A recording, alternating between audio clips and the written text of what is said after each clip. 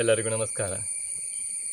ಈ ಮಳೆಗಾಲದಲ್ಲಿ ಈ ಶೀತ, ಕೆಮ್ಮು ಇಂತಹ ಸಮಸ್ಯೆಗಳೆಲ್ಲ ಕಾಡುವುದು ಸಾಮಾನ್ಯ. ಅಂತಹ ಸಂದರ್ಭದಲ್ಲಿ ನಾವು ಇದಕ್ಕೆ ಒಂದು ಬೆಸ್ಟ್ ಆಗಿರುವಂಥ ಒಂದು ಈ ಸಾರು ರೆಸಿಪಿಯನ್ನು ನಾನು ಇವತ್ತು ನಿಮ್ಮ ಮುಂದೆ ಮಾಡಿ ತೋರಿಸಲಿಕ್ಕಿದ್ದೇನೆ. ನೋಡಿ, ಅದಕ್ಕೆ ನಾನಿಲ್ಲಿ ಒಂದು 15 ಕಾಳು ಮೆಣಸು ಅಂತ ತಗೊಂಡಿದ್ದೇನೆ. ನೋಡಿ, ಒಂದು 15 ಕಾಳು ಮೆಣಸು ಇದೆ ಇದರಲ್ಲಿ.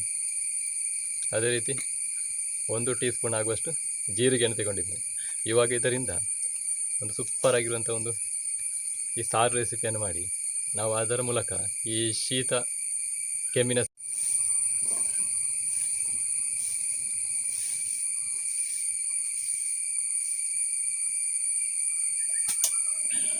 ನೋಡಿ, ಇವಾಗ ನಾನು ಒಲೆಯ ಮೇಲೆ ಒಂದು ಬಾಣಲೆಯನ್ನು ಬಿಸಿಯಾಗಿ ಇಡ್ತಿದ್ದೇನೆ.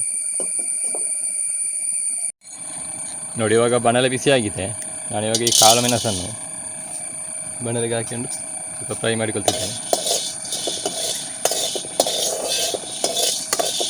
ಇವಾಗ 1 ಟೀ ಸ್ಪೂನ್ ಆಗುವಷ್ಟು ಜೀರಿಗೆಯನ್ನು ಹಾಕಿಕೊಂಡು ಫ್ರೈ ಮಾಡ್ತಿದ್ದೇನೆ.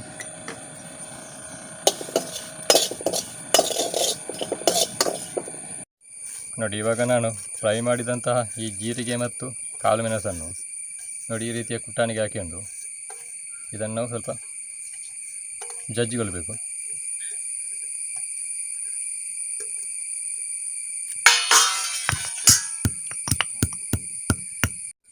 ನೋಡಿ, ಇವಾಗ ಜಜ್ಜಿದಂಥ ಮಿಶ್ರಣವನ್ನು ನಾನು ಒಂದು ತಟ್ಟೆಗೆ ಹಾಕಿಳ್ತಿದ್ದೇನೆ.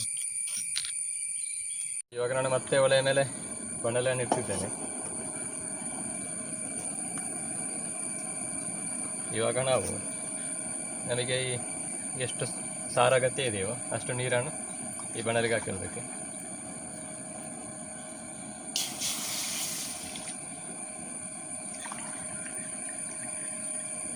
ನಾನಿಲ್ಲಿ 2 ಲೋಟ ಆಗುವಷ್ಟು ನೀರನ್ನು ಹಾಕಿಕೊಂಡಿದ್ದೇನೆ. ಇನ್ನು ನಾವು ಇದಕ್ಕೆ ಆಗ ಪುಡಿ ಮಾಡಿದಂಥ ಪುಡಿಯನ್ನು ಸೇರಿಸಿಕೊಳ್ಳುವ.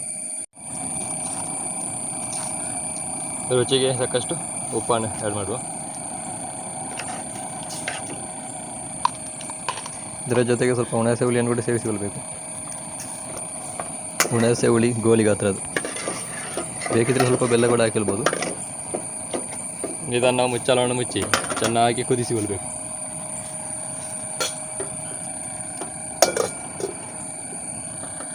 ನಿಮಗೆ ಚೆನ್ನಾಗಿ ಒಂದು 5 ನಿಮಿಷ ಕುದಿದ್ರೆ ಸಾಕು.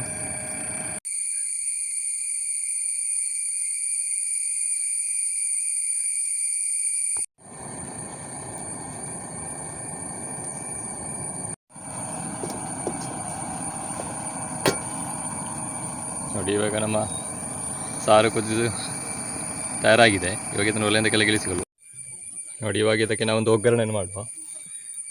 ನಾನು ಇವಾಗ ಒಂದು ಸೌಟನ್ನು ಒಲೆ ಮೇಲೆ ಇಟ್ಕೊಂಡಿದ್ದೇನೆ. ಇವಾಗ ಅದಕ್ಕೆ ಸ್ವಲ್ಪ ಎಣ್ಣೆ ಹಾಕಿ ಹೇಳ್ತಿದ್ದೀನಿ.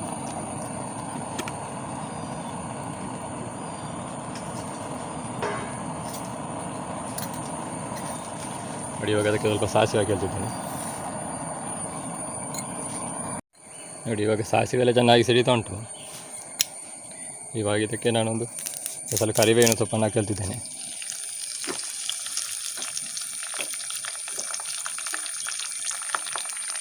ಅದೇ ರೀತಿ ಒಂದು ಒಣಮೆಣಸನ್ನು ಕಟ್ ಮಾಡಿ ಹಾಕಿದ್ದೇನೆ.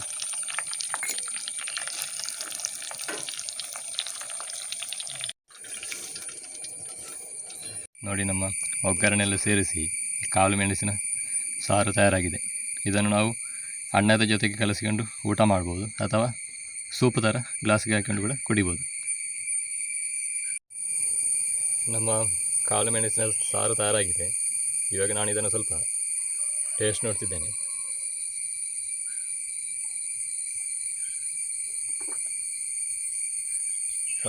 ಒಳ್ಳೆ ಗರಮ್ ಆಗಿದೆ. ಇದನ್ನು ನಾವು ಅನ್ನದ ಜೊತೆ ಕಲಸಿಕೊಂಡು ಕೂಡ ಊಟ ಮಾಡ್ಬೋದು, ಅಥವಾ ಹೀಗೆ ಕುಡಿಬೋದು ಕೂಡ. ಇದರಿಂದ ನಿಮ್ಮ ಈ ಶೀತ ಕಫ ಎಲ್ಲ ನಿವಾರಣೆ ಆಗ್ತದೆ. ಇದು ಶೀತ ಕಫಕ್ಕೆ ಒಂದು ಬೆಸ್ಟ್ ಆದಂಥ ಒಂದು ಮೆಡಿಸಿನ್ ಅಂತ ಹೇಳ್ಬೋದು. ಹಾಗೆ ನಿಮಗೆ ಇವತ್ತಿನ ವಿಡಿಯೋ ಇಷ್ಟ ಆಗಿದ್ದರೆ ವಿಡಿಯೋಗೊಂದು ಲೈಕ್ ಮಾಡಿ, ಶೇರ್ ಮಾಡಿ, ನಿಮ್ಮ ಅನಿಸಿಕೆ ಅಭಿಪ್ರಾಯ ಏನಿದ್ರು ಕಮೆಂಟ್ ಮಾಡಿ ಅಂತ ಹೇಳ್ತಾ ಇವತ್ತಿನ ವಿಡಿಯೋ ನಾನು ಇಲ್ಲಿಗೆ ಕೊನೆಗೊಳಿಸ್ತಿದ್ದೇನೆ. ಮುಂದೆ ಇದೇ ರೀತಿಯ ರೆಸಿಪಿ ವಿಡಿಯೋಗಳೊಂದಿಗೆ ನಿಮ್ಮೆಲ್ಲರನ್ನು ಭೇಟಿ ಮಾಡುತ್ತೇನೆ ಅಂತ ಹೇಳ್ತಾ ಅಲ್ಲಿಯವರೆಗೆಲ್ಲರಿಗೂ ನಮಸ್ಕಾರ.